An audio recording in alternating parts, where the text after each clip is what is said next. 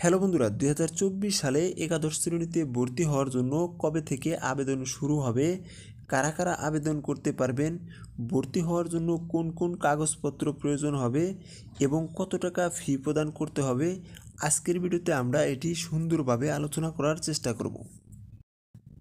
প্রথমে আমরা কয়েকটি মূল বিষয় সম্পর্কে জেনে নিই। এবারের একাদশ শ্রেণীর আসন সংখ্যা 25 লাখ, আবেদন ফি 150 টাকা। আপনারা মোট 3 বার আবেদন করার সুযোগ পাবেন এবং সর্বনিম্ন 5টি ও সর্বোচ্চ 10টি কলেজে চয়েস দিতে পারবেন। এবার আমরা দেখব আবেদন করার জন্য কি কি যোগ্যতা লাগবে এবং কে কোন শাখার জন্য আবেদন করতে পারবেন।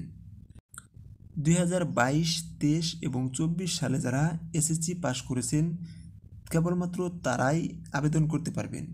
এক্ষেত্রে বিজ্ঞান বিভাগের ছাত্ররা যে কোনো শাখার জন্য, মানবিক বিভাগের ছাত্ররা মানবিক বা ব্যবসা শিক্ষায় যে কোনো একটিতে, কমার্স এর স্টুডেন্টরা আর্টস বা কমার্সের যে কোনো একটিতে, মাদ্রাসার শিক্ষার্থীরা বিজ্ঞান বিভাগের মতোই এবং কারিগরি শিক্ষার্থীরা যে কোনো শাখার জন্য আবেদন করতে পারবেন। এবার আমরা দেখব আবেদন কত তারিখে শুরু হবে এবং কত তারিখে শেষ হবে। প্রথম ধাপের আবেদন 26শে মে থেকে 21শে জুন পর্যন্ত চলতে থাকবে এবং ফলাফল প্রকাশিত হবে 23শে জুন।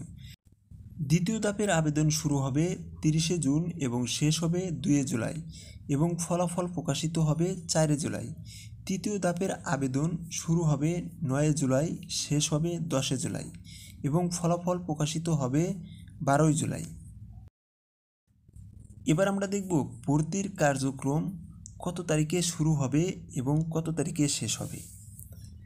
2024 সালে একাদশ শ্রেণীতে ভর্তির কার্যক্রম শুরু হবে 15 জুলাই এবং শেষ হবে 25শে জুলাই। এবং 2024 সালে যারা একাদশ শ্রেণীতে ভর্তি হবেন তাদের ক্লাস শুরু হবে 30শে জুলাই থেকে।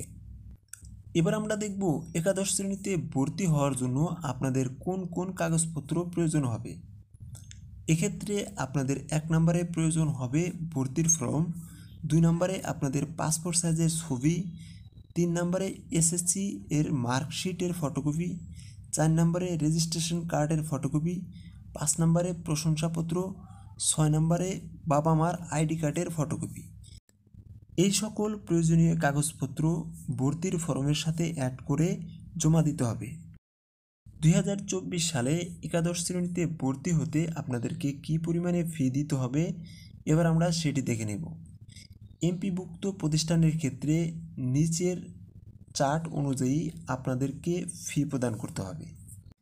দ্বিতীয়ত, এমপিভুক্ত নয় অথবা আংশিক এমপিভুক্ত শিক্ষা প্রতিষ্ঠানের ক্ষেত্রে এই চার্ট অনুযায়ী আপনাদেরকে ভর্তির ফি প্রদান করতে হবে। তো বন্ধুরা, আমাদের আজকের ভিডিও এ পর্যন্তই। আমাদের ভিডিও ভালো লাগলে লাইক দিয়ে ভিডিওটি শেয়ার করে দিবেন এবং আমাদের চ্যানেলটি সাবস্ক্রাইব করে আমাদের পাশেই থাকবেন।